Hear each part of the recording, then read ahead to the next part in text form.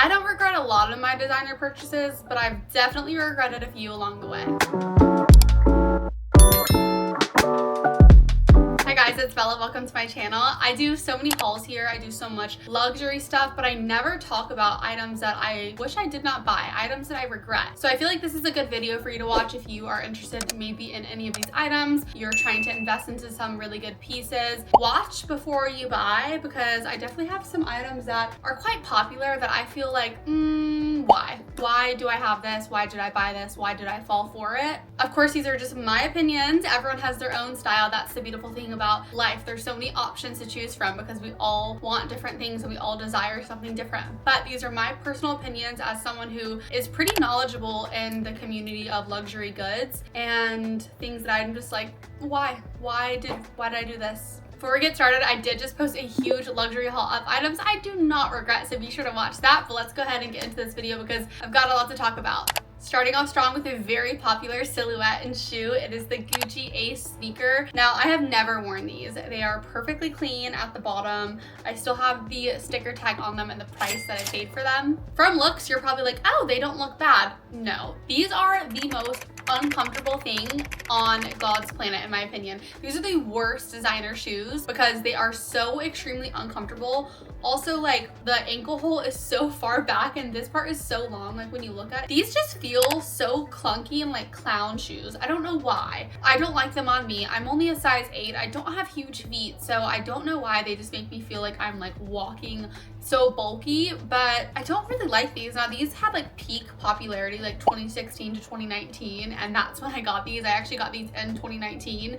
These were like a special edition with the Valentine's Day Gucci collection. I was actually invited to that launch at the store in Tampa, so that was like a pretty cool thing to go to. And I have a scarf from this collection that I really love, but it's the shoes. It's not the print. I think the print's cute. I love it. It says LOVE. Love the color. I love the Gucci like Supreme print. I love it. Now, the hype did fade around 2020. Maybe it's because people were starting to realize they're not the most comfortable shoes. I honestly prefer shoes that have like bulkiness to them. Like, I would much rather wear like Balenciaga Triple S sneakers, even though those are like 10 pounds heavier than these, because I like the height that it gives me. I don't like feeling like I'm walking flat. It's just not my thing. I love New Balance 90s, 60s because of the height that they give me. But when it comes to these, they just take forever to break in. And I know that because I had a different pair that I wore to death. And I was like, why do my feet hurt all the time? And it was because of shoe. So no, I did not wear these ones, but maybe like when I tried them on when I got home and I was like, oh, it's too late to return them. But yeah, I just would not recommend this shoe. I feel like they're extremely uncomfortable. Now, an alternative is the Gucci Vuitton sneaker. I have like 4 or 5 pairs of those. I really, really love those, but also because they're bulky, they're not as hard to break in. It's not like a really hard leather, but these, oh, you will never catch me buying another pair of these in my entire life.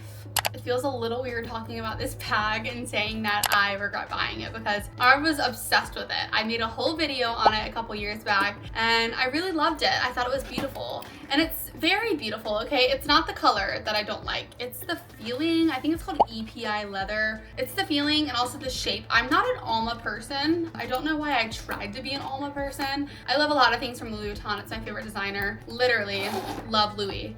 But like, I don't know why I don't like this shape. Maybe it's because I like a purse that kind of looks a little bit like more lived in, a little bit more of a slouchy vibe. Like, I love a good soft speedy 30 or just a soft speedy in general. But I feel like this bag, like, I gotta like, you know, pull it open really hard. The strap, it's cute. Like, the strap is very cute, but I just feel like it's a little chuggy now that I have grown older. But again, I was like obsessed with this at one point, so that's not to say that I didn't regret it then, because I was like so obsessed with it. I've used it like maybe 2 or 3 times. Here's the inside. I just feel like I have to like really like open it to be able to get in there, and it's just not an easy bag.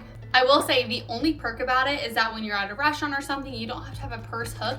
It can literally just like sit on the table or on another chair and it won't fall over or anything. But like, that's about it. Like, the material, I just don't know. It just does something weird to me. I love the hardware, I love the silver, have no issues with that. I just feel like the strap doesn't match the bag. The dragon fruit color, love. This is definitely a good color.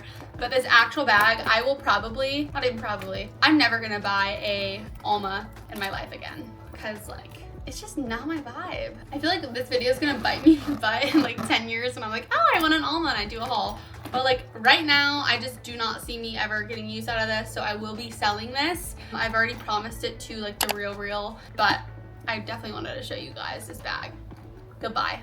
Say bye-bye. I feel like I shouldn't even have to explain myself when I talk about this and why I regret buying it. Yeah. This is a Gucci shirt. Now, there are so many things within the designer and luxury community that are so logoed out and just like in a bad and like untasteful way that it looks fake, right? This just like looks like I'm doing too much. Now, I bought this in 2019 when I was a freshman in college. I was very, very young and was just trying to, I think, impress people. And now I'm like, why? I'd much rather have a Gucci shirt that doesn't have an emblem, but it's nice quality. A little bit like more of like a silent luxury, even though it is Gucci and Gucci's like not silent, but the item is silent. But this is just like so branded and so outrageous. It looks like not real. It looks like a replica. So for that reason, I don't like it. Now, the quality, it's amazing. It feels really good, but the actual logo, I just feel like it's doing too much and it's like so loud and it's just like not cute. I mean, it is very comfortable. It's very soft, very good material, but it's just not something that I will ever wear. So I will be selling this and saying goodbye to it because, I mean, what was I thinking? But like, let me backtrack. It did have its moment at one point with like really tight skinny jeans and a big Gucci belt, this tucked in and Gucci boots, okay?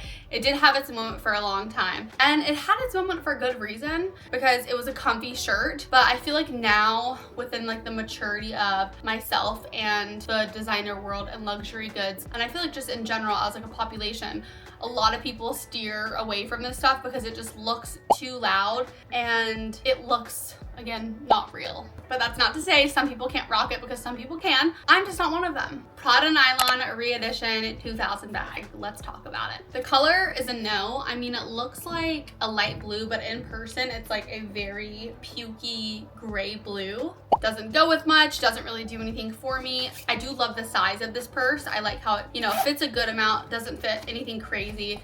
I also really like the inside. I feel like it's very cute, but again, like who sees the inside of a bag? Really just you, the consumer, the person wearing it is gonna see the inside, so that's not the issue.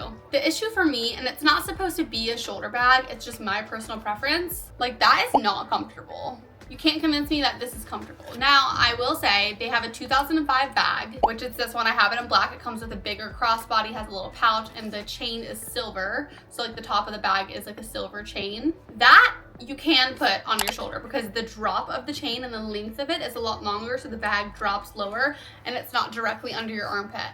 I know this is not meant to be, you know, a purse that you put on your shoulder, but for me, I would not spend money on a purse that I can't do that with anymore at the stage that I'm at. And I feel like for nylon, this is extremely overpriced. I know like all designers overpriced. There's not one single bag in my collection or item that is worth the price that I paid for, okay? Like, let's be real. But specifically nylon, it is really one of the cheaper materials to use. So I understand it, but I don't. But over a 2000 re-edition and a 2005 re-edition, I would get the 2005 because of the bigger chain and slash strap that you can put like a crossbody, comes with a little pouch, and it comes with that silver chain. So you can actually put it on your shoulder. And it can also be a bag that you just hold or put here. But for me, like this, you can carry it one way, right? Two ways, okay, two ways. The other bag, you can carry it like 4 or 5 ways. I did get these like last year, okay? And I know this was a stupid purchase. These are Louis Vuitton headphones. What was I doing, might you ask? This was definitely an impulse purchase. I can definitely give you good reasons on why I bought it. Now, they are beautiful. The pink, I love. They do fit really nicely in my ear. I will say, they're nice fitting. I think they also look really good in the ear. The main issue I have is the technology behind it and how bad they are at connecting when calls come through.